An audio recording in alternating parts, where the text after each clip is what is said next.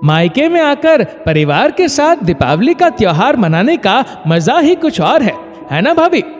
वंशिका चहक चहक कर पति, भैया और बच्चों के साथ पटाखे फोड़ते फोड़ते प्यास लगने के कारण रसोई में पानी पीने आई थी।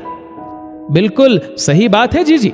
भगवान ने इसीलिए शायद त्योहारों की रचना की कि अगर वर्ष भर एक दूसरे से नहीं मिल पाए तो त्योहारों में ही एक दूसरे से मुलाकात हो जाए। अक्षरा ने भी वंशिका की हाँ में हाँ मिलाई। वंशिका की शादी उसी शहर में हुई थी तो वो हर त्योहार को सपरिवार मनाने मायके ही आ जाती और अक्षरा के कंधों पर सारे कामों की जिम्मेदारी पड़ जाती, क्योंकि मम्मी जी का शरीर अब इतना चलता नहीं और अभी बच्चे भी छोटे छोटे और फिर सब पूजा पाठ करके पटाखे छोड़ने में मगन हो गए तो किससे कहे मदद करने के लिए। और वो भी बीच बीच में आकर बाहर इन लोगों को पटाखे छोड़ते हुए देख लेती आकर। हालांकि उसके पति कुबेर का बड़ा मन करता कि अक्षरा भी उन लोगों के साथ पटाखे फोड़े, लेकिन अक्षरा के काम की जिम्मेदारी से वो मायूस हो जाता। तभी अक्षरा को ध्यान आया कि आज उसने वंशिका की सासू मां को दीपावली की शुभकामनाएं तो दी ही नहीं। त्योहार के दिनों में इतनी आपाधापी रहती है कि वो इतनी जरूरी बात भूल गई। हेलो आंटी जी, हैप्पी दिवाली। अक्षरा के हाथ तो काम कर रहे थे, इसीलिए उसने मोबाइल कंधे और गले से दबा लिया। तुमको भी दीपावली की हार्दिक शुभकामनाएं अक्षरा बेटा। और आंटी जी, वहां क्या हो रहा है? पटाखे वटाखे छोड़ रही है कि नहीं?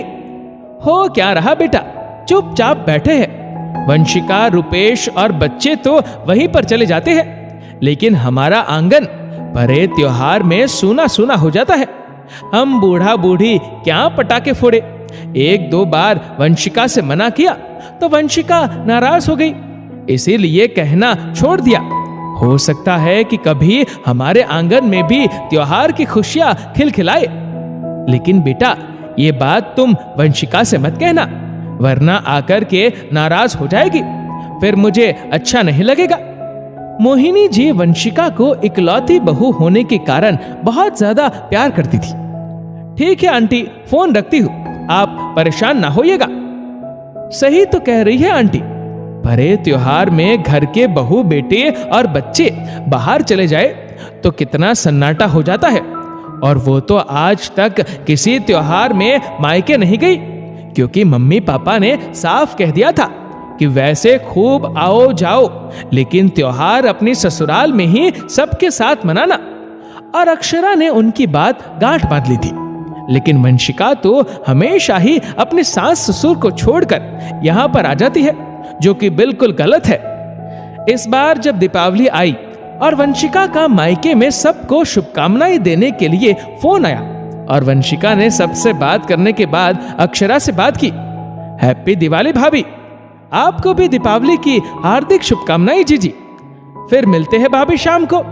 हाँ, मिलते हैं शाम को, लेकिन जीजी इस बार यहाँ पर नहीं बल्कि आपके घर पर, क्योंकि बच्चों का बड़ा मन है कि इस बार दीपावली बुआ जी के घर मनाएंगे और आपके भैया और मम्मी पापा ने हाँ भी कर दी है।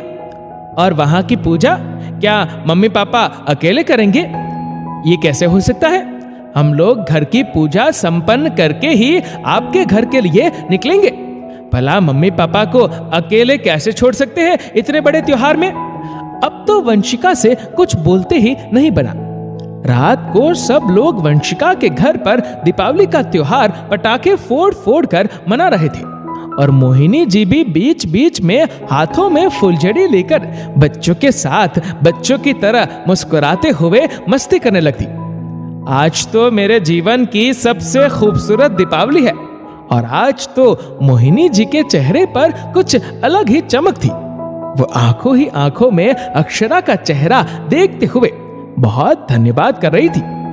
कितने खुश हो जाते हैं हमारे बुजुर्ग हमारे द्वारा एक छोटी सी खुशी मिल जाने पर। अफसोस कि हम लोग उनकी छोटी छोटी सी खुशियों के बारे में बिल्कुल भी नहीं सोचना चाहते। और अक्षरा भी उन लोगों की निश्चल हंसी खुशी देखकर कुछ अनोखी सी ही खुशी महसूस कर रही थी।